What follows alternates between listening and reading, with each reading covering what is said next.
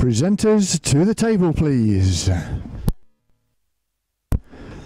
Welcome to the show, 24th of the season, presented by Jono Bullard, assisted by Paul Baum, Aaron Lord and the student. Will you please be upstanding for the opening titles?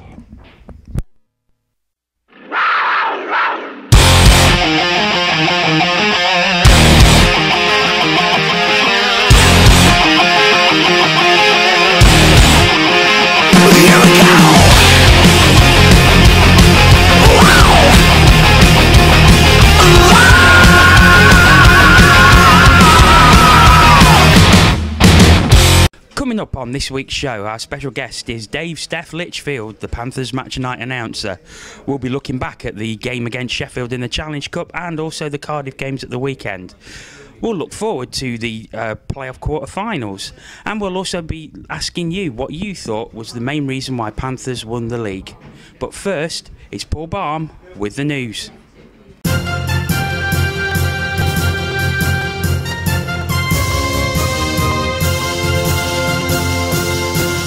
I'm Paul Baum, and this is the news. Ryan Finnerty gives his team a rousing team talk.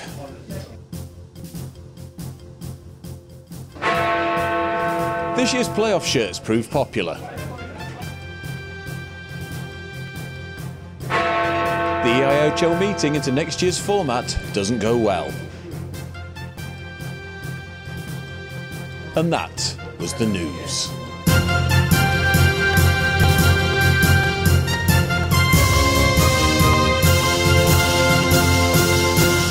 We're going to look back at last week's games now. We're first starting with the Challenge Cup first leg in Sheffield. Myself and Aaron were both there. Did you watch the webcast in the end or not? No, I just watched it on Twitter for the smooth flowing nature of the game. Okay. Yeah. What was it? What day was it? Was it a Wednesday? Yes. Yeah, it was. Yeah, it was a good one because it was the fire. Is it fire? It was the fire. Yeah. Who dies? Aaron. Yes. So we were both there. After the first 10 minutes, I think it was pretty much all one way. Leave that alone. Yeah. And then after that, yeah, Sheffield just basically completely and utterly lost their discipline, and that was a big factor in them losing the game. I would say it's the only factor, really. Some people would say it's the X factor, but well, I'll tell you what. If we recorded this straight after that game, you would have. I'm sorry, but that was appalling. No, I was actually came out there with the biggest grin and laughing my head off because it was comedy in discipline. It was got to the point where it was absolutely ridiculous. Drew Fatter, you are a complete and utter. Don't swear. We'll leave that there. I must admit that he's ridiculous. Chasing the game report now. First 10 minutes, I thought Steelers were the better team. I thought they started stronger. They looked like they wanted it a bit more. They looked quite positive with their play. We looked just a little bit nervous and a little bit just not that we were asleep, but we weren't in full flow hockey. But I'm sorry, when they went 2-0 down and they just lost their discipline and they had no. When they got 2-0 down, it was like they weren't interested in trying to get a goal. They were more interested in trying to have a fight, trying to wind up all our players. And back to Drew Fatter, just chasing down Jordan Fox. How he did not get chucked out of the game, I do not know. Because I think he should have been chucked out. And I know Steelers will probably go, well, Andy Carson gave you plenty of help on that night and stuff. And look, what else could he do? I mean, the Steelers were making these. He had one of the easiest jobs actually on Wednesday night because he couldn't not give penalties. No. They were that blatant and that obvious. And to be fair to Finnerty, he says that we made him make those calls. So even your own coach said that you did. But total lack of respect for the cup and for the fans of the Steelers, and to say that that's what they'd been working to for the week up, and they were all geared up to, you know, make it their cup. I'm sorry, but even at 2-0 down, you've still got a chance. It's a 2-leg tie as well. It's like they completely gave up on the, and we just did what we needed to do. We scored some good goals. I thought Jeff Legui's goal was a good goal as well. And that should have really been the catalyst for them to try and get another, but they just totally lost their discipline, and it got to the point where it wasn't even funny anymore. It was like embarrassing, and I'm a Panthers fan, and I felt embarrassed for that whole club, and I'll leave it there because I probably not made many friends. Well, there was a couple of instances, and I think where they were actually on a power play. You all right?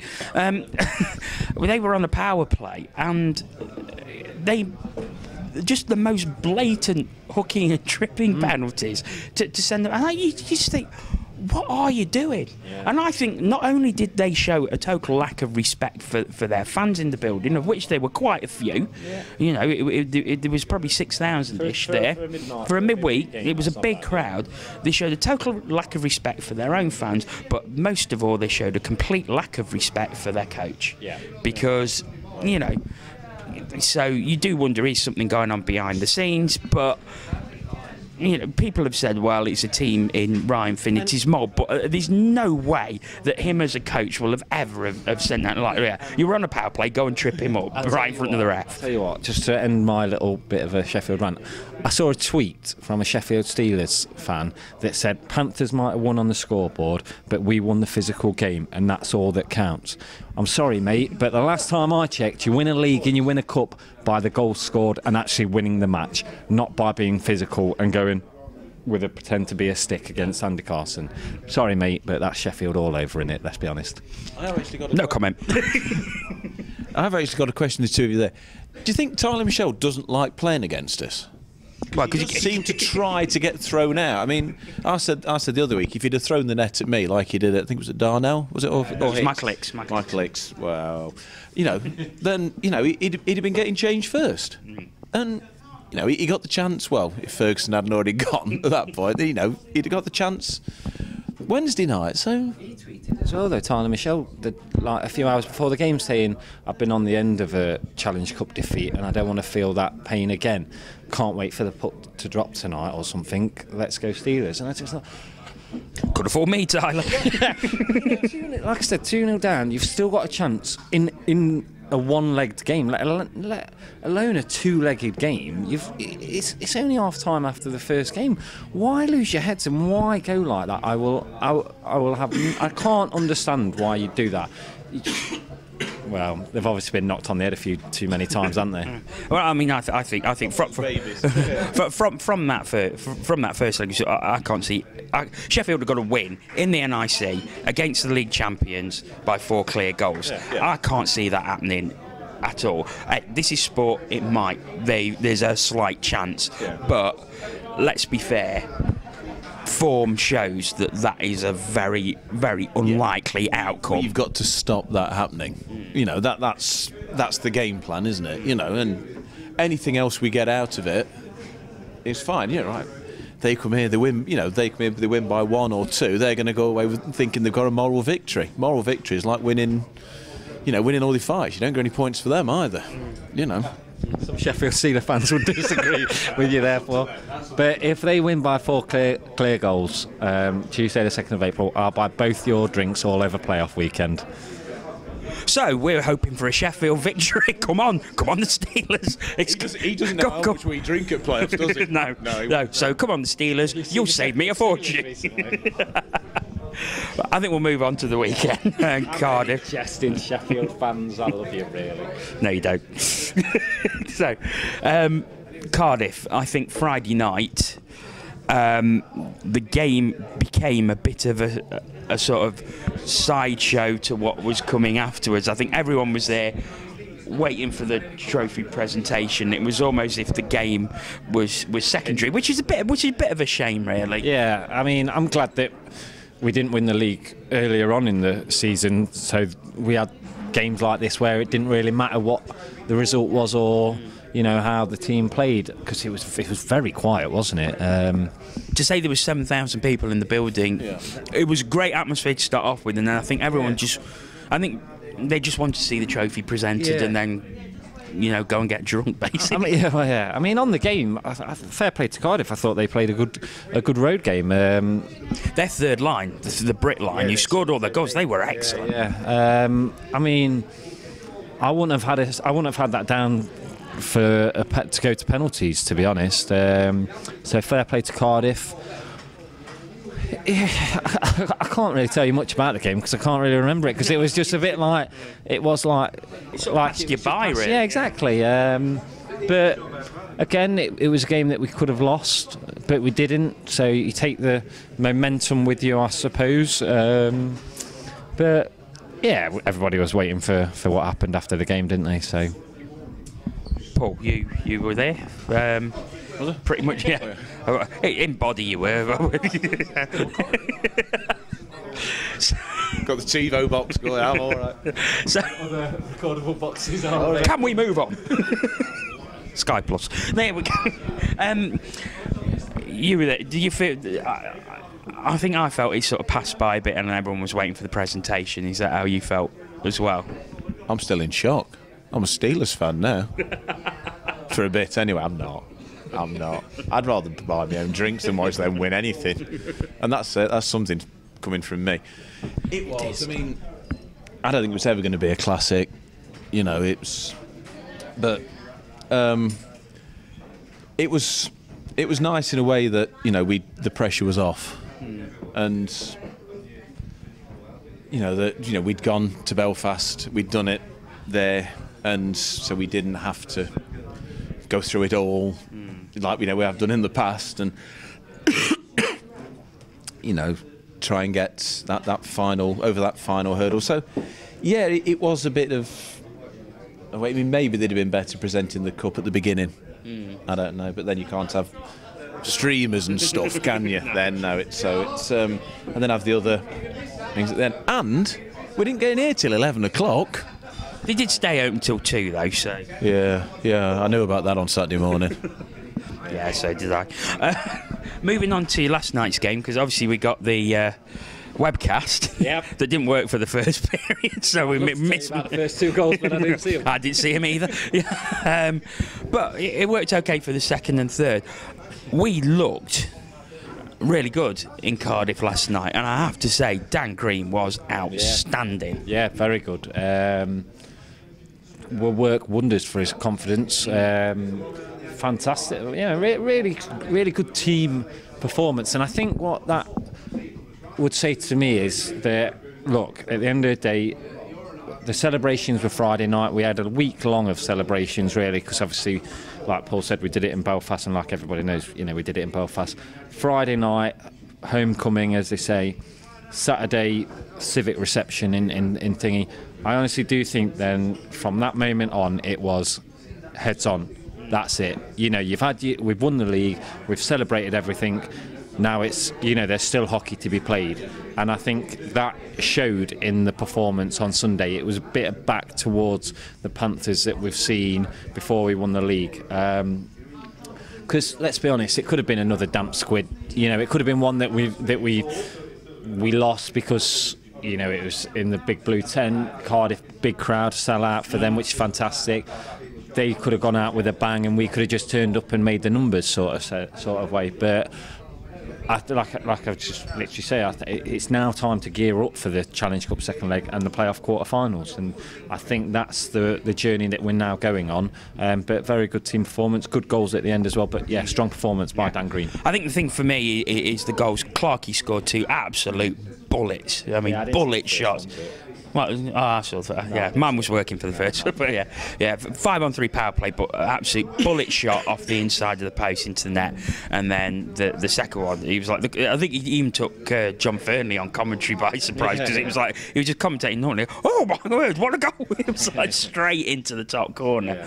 And of course David Links, which I felt sorry for Joe Myers, because he banged it in off the back of him into, but he's never nice for a net. It can never be nice for a netminder when conceding that, but just shows Links' quality to see that opportunity by banging it in that way. You obviously didn't see the game, but you heard about it. There was a particular incident that you wanted to pick out, though, wasn't there? Was there? At the start. No. Mascot. I wasn't really bothered about it. No, because I don't know what happened, because I've not seen it, so you're making me look stupid now, Johnny. I don't need any help doing that.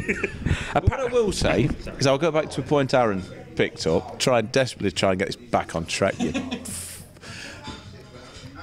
Is that, you know, winning the league, marvellous, wonderful, 33 years waiting for it, couldn't be happier, but now the regular season's over, that means nothing.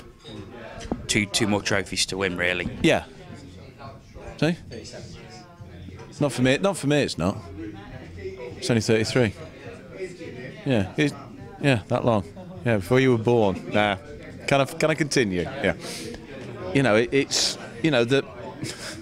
If I can remember what I was talking about. This is what I have to put up with. And you wonder our viewers are hemorrhaging. Is there anybody out there? Yeah. But you know, the league's. We won the league. That's over. We've got to forget about that. We've got to get back to playing the sort of hockey that won us the league, because you know it's irrelevant now. We can't go. Oh, well, you know, you've got to give us a bye into the semis because we're the Elite League champions. You know, that doesn't work like that. You're right. You know, so we've got to go back to playing the hockey, and it's good that, you know, we've had the time, we've had the celebration.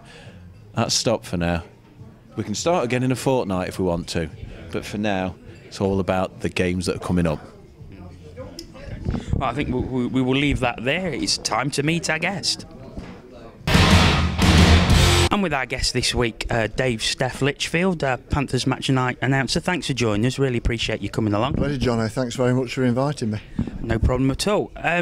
Just ask you a few questions so our viewers can get to know you a little bit better, because I think they all know you as the man behind the mic at Panthers games. But Stef, which is of course your nickname, it's not your real name. How did that come about?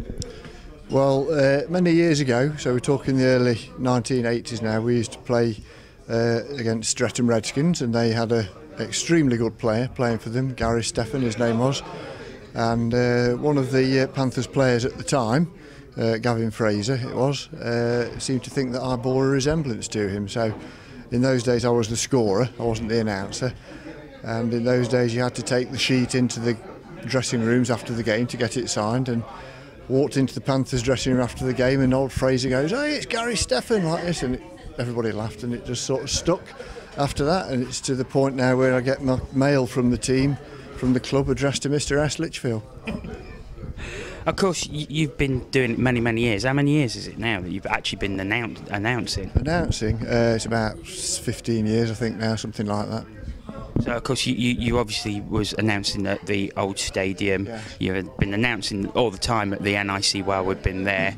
And, of course, you do the playoffs as well. It must be quite an honour for you to be sort of recognised so much that you're that good that you actually do the playoff finals as well. Well, it is. It's a huge honour. I mean, I fell into this job completely by accident, thanks to Chuck Taylor. Who put a desperate clearance out of defence one night, hit my predecessor John Flavel right on the side of his head, so he got carted off to hospital. I grabbed the microphone and I've been doing it ever since. I'm extremely grateful to Gary for allowing me to carry on doing it in the new building as well, and I'm a bit flattered really that people talk of me so highly, particularly because, you know, it's not just me. There's a team of us who do the off-ice stuff during the games. Very good team in my opinion. A lot of them have been doing it for a number of years. So, you know, it's not just about me. Because it works well, doesn't it? Because, like you mentioned, there is quite a big team of you. You've got obviously the penalty box officials, goal officials, and then you've got Ken and Steve who do the music. And you do seem to work very well together. Well, it's my opinion, and I think obviously Gary shares that opinion, that really you should have two people on the microphones. You should have one person doing all the sort of what you might call the official game related stuff, and then if you want somebody to sort of gee the crowd along a bit and do other sorts of announcements, then have somebody else do it. I think it's difficult for one person to do both jobs and sort of remain neutral and impartial, if you like, which is what I have to be during the games, and hopefully that's how I come across. So yeah, it does work well. I mean, it helps that Ken's one of the funniest men I've ever met in my life. He really is a very funny bloke, and I've known Steve for years and years and years. So yeah, it's true we do work well together. I mean, it was nice actually to see a few pictures at the weekend that you all the off-ice guys had their picture taken with the Elite League trophy. That must have been nice. Yes, it was. You sort of felt a bit funny about it, really, because I was sort of thinking, well, really, you should only be allowed to sort of touch and pick up the cup, the Earhart Trophy, if you've done the work to get it in the first place. But then you see it in front of you and you think, nah, I'm just going to pick it up and have my photo taken with it. So it was quite exciting, and it's a pretty big trophy when you get it in your hands, and it's pretty heavy as well. So yes, it was a big moment for me, yeah. Of course, you've been a fan for many, many years. I mean, since the Panthers reformed in 1980. Yeah. So obviously now you are in this official capacity as game night announcer. How difficult is it for you to keep your emotions under check? You know, when we're winning things like playoff championships, Challenge Cups, league titles. How you've got to keep it under control, but is it difficult to do? I can honestly say no, it isn't. It's probably because I've been doing it for so long. What happens really is once you get sat down on the bench and the puck is dropped at the start of the game. In fact, before the game, you go into a sort of a game mode, if you like, and I'm sure this is the same for all my fellow officials and announcers all around the country. All you're thinking about is that you want to do a good job. You want the game to go off without anything that you've done affecting the outcome of the game. And of course you've got several thousand paying punters, and you've got to do your best for them as well. And it's the same with the referees as well. If you talk to referees, they will say, particularly in the big games, they want everything to be clean. They don't want any controversial goals, decisions or anything like that. They want it to be clean and clear cut. And you know, we feel the same way, all of us on the bench. You honestly, you don't see Panthers, Steelers, Panthers, Devils. You just see two teams with different coloured shirts on, and you just have to do your job. Okay, well, one final question for you. If there was one perfect game or one game you would really love to announce, who would it be? Or who would it be again? Do you mean Panthers playing somebody? Panthers or any team? I was in two minds when they played those NHL games the other season down in London, of contacting the two teams involved. Who was the home team? Was it Los Angeles? I can't remember. I think they each had a home game each. And seeing if maybe I could go and shadow the announcer on the day and just see how they do it in the NHL. I mean, I'm announcing in the best stadium, the best facility in the land. And you know, it's a great place to do the work, great place to do the job. And when you sit down there and look round and it's full, it's just a fantastic feeling. It really looks brilliant from the bottom. Just loads of faces, it's great. Well, thanks for the moment, and say thanks for coming along. And you can join us for the rest of the show for discussions if you're up for that. Pleasure. I'm glad to have reached the pinnacle of my involvement in hockey tonight, Jono. Thank you very much. Yeah. You can't get a better compliment than that. But first, of course, you have got a job to do. You've got to face the students' quickfire questions. All right. Okay. Right. I'm building myself up for this. Okay. Let's go. Let's do it. Hold on to your hats. It's time for the students' quickfire questions. That's if he can get out of bed, of course. Let's find out about this week's contestants.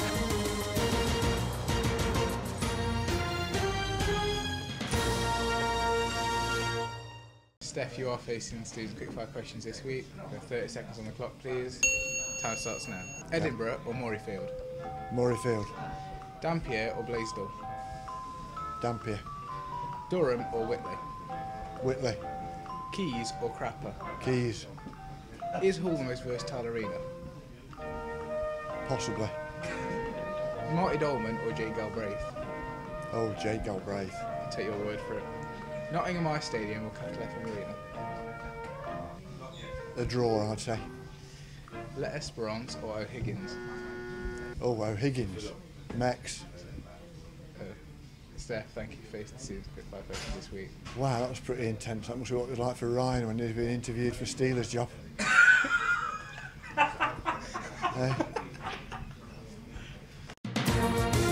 Join us next time for more student quickfire questions. You know you want to. So, Steph, did you enjoy that? Yes, thanks very much. I think I saw him off. Well, it's about time someone did, to be fair. Well, it is. Yeah. I know. Anyway, moving swiftly on, we asked for your opinions on Twitter on what you thought was the main reason why Panthers won the league. We were absolutely inundated with tweets from this, so we're just going to read. We're just going to read a few out. John Measures, he says Corey Neilson staying off the ice and on the bench, doing what he does best. We've got Emily Gretton, Corey, our team is improved without him on the ice, focusing on what he does best. So there seems to be a common theme in there. Steph, do you think that's a valid reason as to why Panthers have done so well this season? Yes, I do. I mean, there are a number of pretty prime reasons why we've done so well, but in my view, it's Corey, more by accident really, ending up behind the bench. I thought almost straight away he just looked the part. He looks like a coach. You know, he's very sharp dressed. He's sort of got almost a bit of a brooding, glowering presence there behind the bench. He doesn't get too excited. He's watching what's going on. It helps him to control the play better when he's not having to play at the same time. And hopefully Corey feels the same way, because he's still a pretty good player in my opinion. Aaron, what do you think? Yeah, I don't think you can shy away from the fact that since Corey's been on the bench, you know, the team as a whole has performed magnificently. I think it's a mixture of things really, you know, the unity within the group. I know in previous seasons we've talked about how close-knit the team is, but I think there's been a real sense this season that the team, when they're sort of got tough, you know, they've really gritted it out, and they've really, when in previous seasons we might have faltered and fallen away, we haven't, and that's got to come down to team spirit to a certain degree. And I just think the willingness to actually think that this is the year that they wanted to go and get that title. So, yeah, I think there's a couple here. Carol says they are a team and they play for each other. Panthers Nation, putting together a flexible team with strengths in every area, capable of grinding out wins from behind. And we mustn't underestimate the contribution of Rick Strachan as well. I mean, they are a partnership really, but certainly Corey going off ice has helped that partnership grow, I think. Paul, what do you think?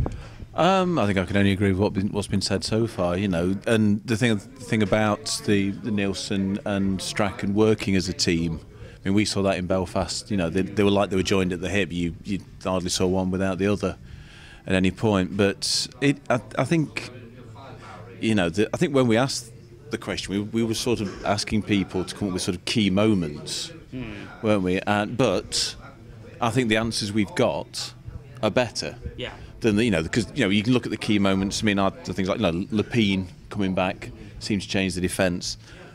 The loss to Edinburgh seemed to, you know, to galvanise the team. Yeah.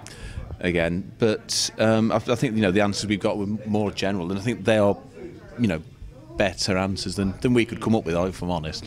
Like normal. Yeah. I mean, I personally thought that a pretty key moment was the loss to Edinburgh at home. Because I think it was after, you did just say that, but I mean, I think if I had to pick out one absolute key moment, that would be it. Because I think after that defeat, the results were just phenomenal. I think since that defeat, we've only lost 4 other games, which in 30-odd games is an absolutely incredible record. Yeah, incredible. And we were wrong over. One of those games, of course, the Belfast game, you could argue we didn't really lose the game. We lost the first period and never got back. Yeah. You know, it wasn't the whole game by any means. No, not at all. Moving on to a couple of the other tweets, we got Dave Smith, who is a Hull fan, probably better known as Scrappy on the forums. But he says David Ling. Without him, you wouldn't have won it. Great team by all means, but he defined the team, and that's backed up by Mark Kidd, who just with a one-word answer, Ling. And that's it. So, how much of an influence do you think he's had? Oh, a huge influence, I think. It brought all sorts of experience with him. I mean, he looks like a hockey player because he's got no front teeth. He's got a chippy side to him, which I absolutely love. But if he was playing against you, you'd hate it. You would absolutely hate it. He's got this brilliant technique when all the players come together for a bit of a how do you do, and it all sort of peters out. And just as they skate away, he'll give somebody a quick shot like this with his glove on, and it winds everybody. It's just brilliant at that sort of thing. But apart from being a fantastic player of the puck as well, and a good goal scorer. So, Ling. Yeah, he's one of those, like we've said many a time, we love him that he's on our team, but if he was on anybody else's team, you'd absolutely hate him. I think he's brought a bit of fun to the team though as well, isn't he? With that chirpy sort of, he's all niggling at you, and then you'll see them lose their game, or they'll just lose their focus, and that's obviously what he likes to do. He likes to wind up people, and well, what is it? I think he's the leading. Is it the leading goal scorer? Leading point scorer in the league. I mean, you're not going to turn that down, are you? No, not at all. Made a massive difference, and hopefully he's back next season.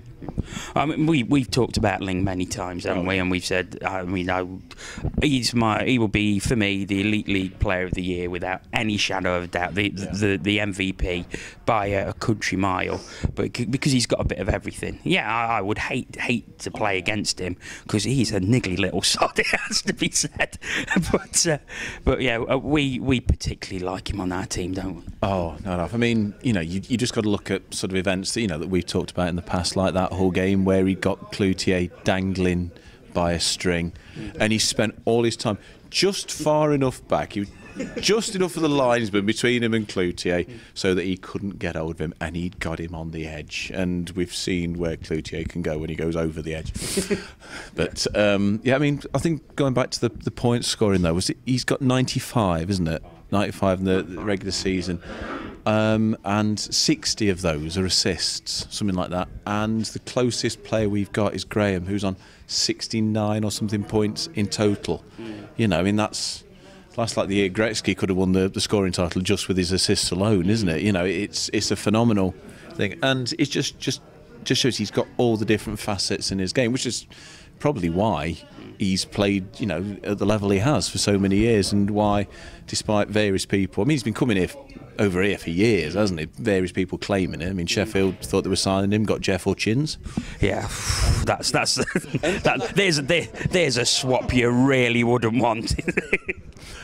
And that's probably why it's taken him this long to get it, because he's so good. But I'm glad he's here. Oh, me too. I wish he put his teeth in when he's having his picture taken. Oh dear. Well, I can't understand why Sheffield turned down the opportunity to sign him. Well, all I'll say is I'm glad they did. I'm very glad they did. Although we were singing Ling's praises, mustn't forget, to get those 60 assists, somebody's got to put the puck in the net once he's got it to them. We've been very lucky this year with some great goal scorers, particularly Bruce Graham in my view, but everybody's contributed really this year. On the power play as well, he's very strong on the power play. When you look at our first power play line, Weaver, fantastic at assists. You've got Ling, and then you've had Graham 9 times out of 10 at the back post there, open, bang, a goal. So fantastic on the power play. We'll leave the final word on this segment to Andy Haywood, who put the reason that Panthers won the league this season was because of Cats Whiskers TV. We'll take that. Please send money directly to us. Send it to the castle. It will get to us. We'll buy beer. Thank you. Of course, another thing that happened over the weekend, on Friday night, not only did Panthers lift the league title, but there was the very rare honour of a shirt retirement for Corey Neilson. Been a lot of debate about it since. So, how did you feel about it, Steph? I personally thought it was very well deserved. Yeah, I was really pleased for him, and I think looking at Corey, he was quite emotional about it as well. It is a big honour for a player to have the number retired. A little bit controversial, perhaps, but he's been here 7 seasons now, I think, something like that. I think it took him a little while to get used to playing such long shifts when he came over here in his first season, but he was a fantastic player for us. I mean, he really was. He was a dominant defenceman in my view, and then he's evolved into the coaching role. I'm a little bit in two minds about shirt retirements. It's a bit of a difficult one to call sometimes, but I'm just glad for Corey because he took such a lot of, in my opinion, at times unfair and sometimes quite nasty criticism since he became coach, and he's really done the business for us now, and I'm really pleased for him. Aaron? Yeah, I think, look, he's the player coach. He's not the coach at the moment. You know, he is still registered as a player. He has played 9 games this season, you know, albeit at the start of the season. And look, the guy is a coach that's just won us the league for the first time in God knows long time. And I think whoever, to a certain degree, if they were a player coach, would have got that honour. To a certain degree, but he's been a fantastic servant, and like Steph says, you know, he's one of the best defencemen in the league over the last 3-4 seasons, and fantastic honour for him personally. I think, like Steph says, you could see, you know, the emotion, and he's not really an emotional guy, is he? He's quite, you know, he's quite got a guard up there and doesn't really let his emotions, you know, come to the forefront. But you could see that he was very touched, and the fact that the players all skated out, and you know, to congratulate him just shows you as well going back to the unity that the team has and the respect. And I think that is a strong word that needs to be used in the Elite League at the moment, is respect. You don't know what goes on in the dressing room, and neither should you particularly, but there does seem to be a real unity between team and coaches and everybody this season. And that's down to Corey and Rick Strachan, in my view. Yeah. Paul? I can't really sort of add anything, so I'll talk about something different for a change. And I want to say, when I start this, that, you know, I agree entirely. It's a very deserved honour, well deserved. I mean, he's just won us the league. He's been with us 7 seasons, 3 sevens. That's lucky, isn't it? Not in China. That's 8, isn't it? Yeah. But anyway, move on. But there's been a lot of talk about, you know, other numbers should have been retired first.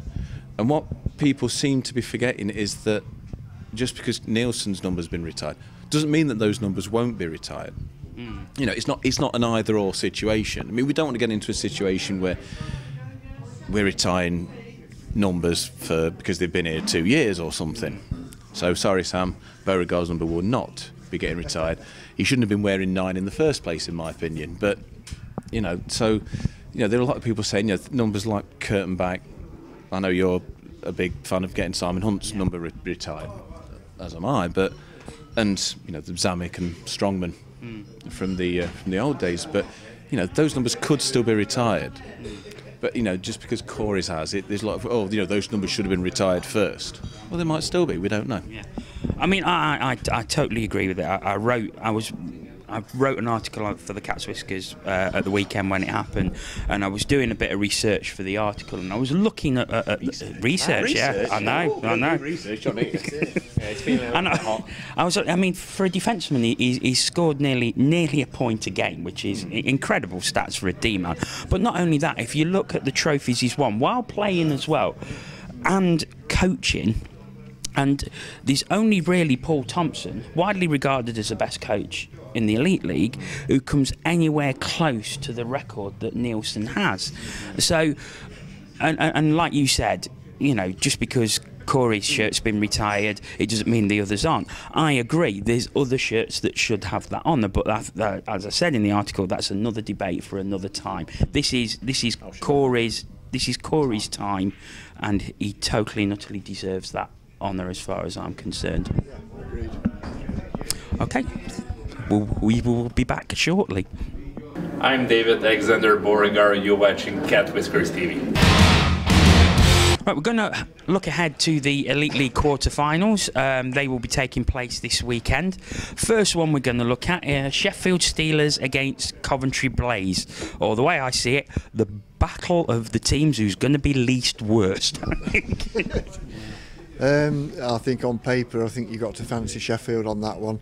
The only thing there really is that they're up against Paul Thompson, who's a really good coach. I think he knows how to perhaps pull a surprise out of the bag. If Hirsch gets hot, if Henrik gets going, could be a surprise there. But I think you've got to fancy Sheffield for that one myself.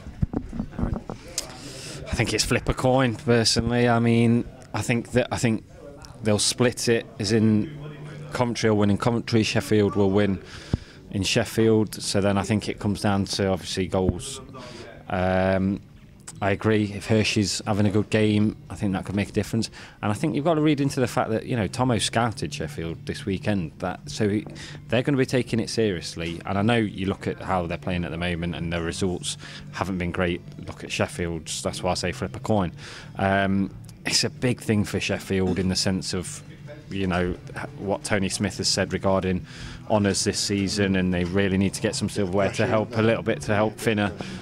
Then you take into fact it's Tomo's last season in charge of the Blaze as well, so it should be a hell of a tie, that. But I'll say Sheffield. Paul. Aaron's just said everything I was going to say, so I'll just give you my prediction. Let's have a summary. And the summary. I think it will probably be Sheffield, but only just. I also think Sheffield, because you've got to say that, you don't get let in. I think Sheffield, because I think Coventry are just in what seems to be a bit of an irreversible slump at the minute. And also, a couple of weeks ago, Sheffield went to the Sky Dome and absolutely destroyed them 8-3.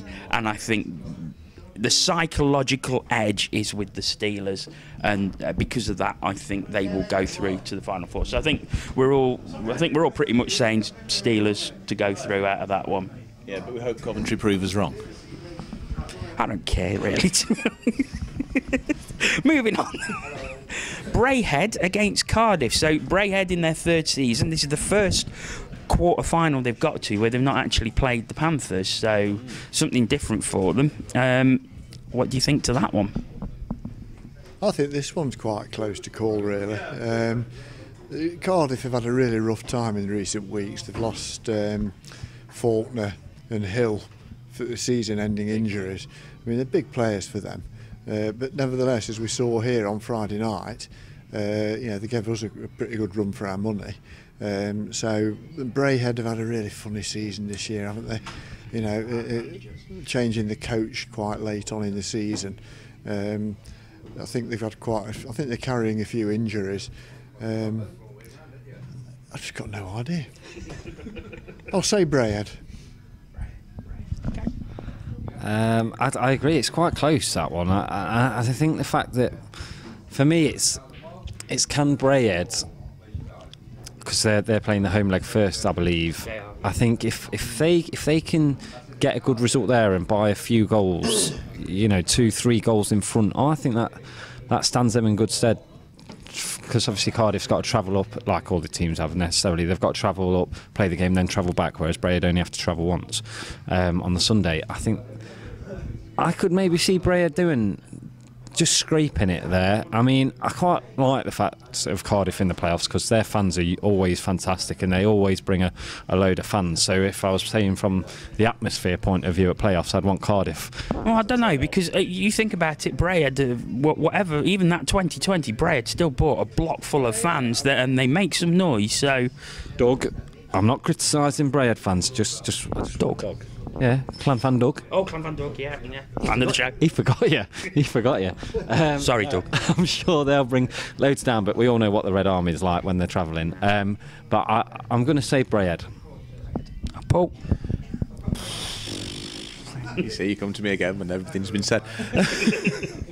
I'll come to you first next, as No, because I haven't got a clue about the next one. But, yeah, I mean, Cardiff obviously are on that good or bad streak, depending how you look to. They've made every Elite League playoffs and haven't won one of them yet. I'm sure they don't want reminding of that, but I don't know. I mean, it could go either way. I mean, we had the situation last year when we played them, where we went up to Braehead, didn't play particularly well, and the tie looked out of reach for us. Something I think we'd probably better remember for the Challenge Cup final against Sheffield. In this sport, Leeds can go like that, but I don't know. I think if Braehead do the same and put all their energy in that first game, I think they'll have enough to hold Cardiff to second. But that's if they do that. I'll go for Braehead as well. Right. I'm going to book the trend, and I'm actually going to say Cardiff for this one. Reason being, I think their record it's a bit. For those who watch WWE, it's a bit like the Undertaker in WrestleMania. It's 20. He gets there every time and he wins every time. That's your problem. But I think Cardiff. I mean, you cannot take anything away from the Devils. That's an outstanding record, and I can't see them letting go of it lightly. I mean, they are probably not playing at their best or the best they have this season. However, there seems to be some sort of resilience within the Cardiff team, especially at playoff time, where they seem to find something from somewhere and they just seem to step it up a level. Yeah. There is a flaw to your thinking, though. What's that?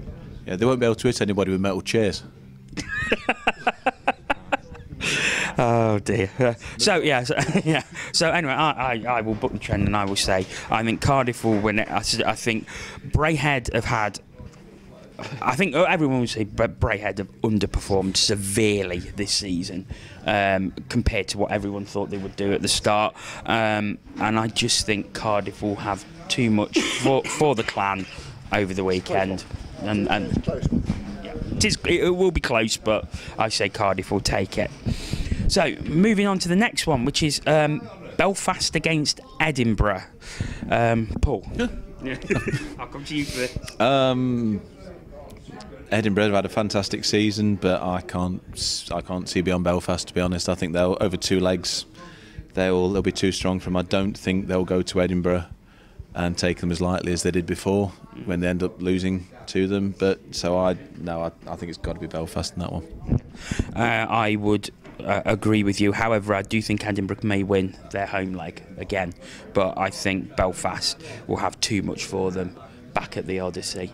So yeah, I will say Belfast comfortably, which is unfortunate because I think Edinburgh have been excellent and probably deserve to get to the final four this year because they have been very, very good, especially over the second half of the season. But I think Belfast will have too much for them. I think over the 2 legs, I can't see Belfast losing it over 2 legs, but I do agree with you. I think Edinburgh will cause a shock the first game. Their home leg. I think that'll be a lot tighter than maybe some people might foresee. You look at Edinburgh this season though, and they've had a really good season, and they've beaten all the top teams in the league. So on their day, they could go to Belfast and cause a little bit of an upset there, but the Belfast are such a strong organisation and such a strong team, and they've finished the season quite well as well, and I think they're gearing up to the playoffs. I think if you see an interview on the View from the Bridge with Todd Kelman, they are saying that the playoff is a thing that they will be looking to try and secure. So I think overall it will be Belfast, but I think Edinburgh will put up a good fight, especially their home leg. Yes, I'd agree with that. I think this one could be quite tight, actually. What's the first leg? Is that at Belfast? Belfast yeah. Saturday in Edinburgh. Yeah, I mean, Edinburgh, they've had a good season, I think. They've got a good coach, Hartman, I think he's a good coach. They've got a good goalie, and they've got some very dangerous forwards, the European forwards who they've got who are fast, particularly on their own ice where there's lots of space for them to skate. Over the 2 legs, you've got to favour Belfast, but I think Edinburgh put up a good fight. And every year, well, most years you get a shock. Last year it was Hull.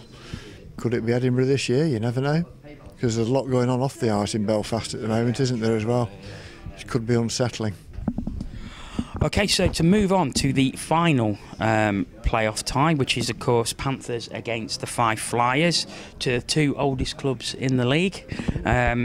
Should be a cracker. If any game in Fife is anything to go by, should be a belting game on Saturday before the return on Sunday. Aaron, I'll come to you first. Put your drink there. So Panthers Fife. I can't say anything past 5, to be honest. No. Sorry. No. Yeah, I think over 2 legs, I fancy the Panthers. Again, though, we can't underestimate Fife in their Absolutely not. It's a tough crowd up there. It's this partisan, I think, is the word that plenty of people use. I just think we're too strong over 2 legs. And that's no disrespect to Fife, but especially if the Challenge Cup goes how we're hoping that it will go. Obviously, the following week after the playoffs, quarterfinals, there'll be the Grand Slam to go for in trophies, and I think that's a sight and something that the team will want to go for. So I think a close game on the Saturday up in 5, but I think on the Sunday we'll win by quite a few goals, to be honest, to make it quite easy. Yeah, I think we've got to be ready for this one, and I think what we've seen over the course of the season is that we have been ready. These sorts of ties, these sorts of games used to be banana skins for us. We've negotiated most of the banana skins this year. Going up there will be very difficult, and we've got to be careful because, of course, last time we went up there we absolutely hammered them. We won't do that this time. And short series like this, you've got to be ready. But I think we really ought to do it. We really should. Paul, Shall I say it? say what? I'm not confident. Well, are you ever? Yeah, I think we'll have too much for them. Really, I think we've got to. It won't be like the last time we were up in 5 by any means. I mean, the older. No, ignore that. I'm drifting again. It's this cold. But I mean, all we've got to do is go up there, keep it tight, and then win it at home if we have to. But I can't really see on past us, even me. Yeah, I'd agree. Actually, I think we're going to have just a bit too much for them. They're a good side. They've got some really good players. I mean, Brian Pitton in goal impresses me. Corey Haynes, who's another excellent player, and they've got a good set of Brits as well up there. Who a lot of local lads who give heart and soul for the team. So I agree. I think it's going to be a close game on Saturday night, but I think over 2 legs. And I think for any team in the league over 2 legs, I think we've just got too much for them. Good series, yeah, I agree. I think it'd be 2 good games. So right then. So Steph. So for the final 4, who's it going to be? I don't know. I've forgotten. What did I say? Panthers, Steelers, Clan. Did I say Belfast? Yes. Giants. They might be the shock this year. I certainly hope it won't be the 5. Aaron? Nottingham, Steelers, Giants, Clan. I will go Panthers, Giants, Steelers and Devils. Paul? And I'll go Nottingham, Belfast, Braehead, Sheffield, because they're all written down on the left-hand side. They're easier to read than the ones on the right. Okay. Well, I think that just about wraps up the show for another week. It's end of the regular season and it's playoff time, so it should be very exciting. Steph, thank you very much for coming down. We really appreciate it. Thank you. Thank you very much. Absolutely, thank you. And also thanks to Aaron, Paul and the student as well, as always.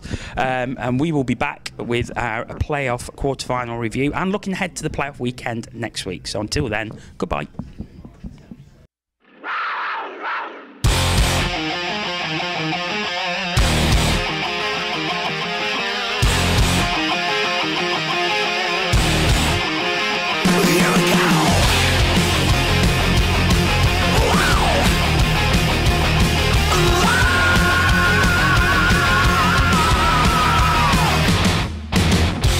Aren't you very warm?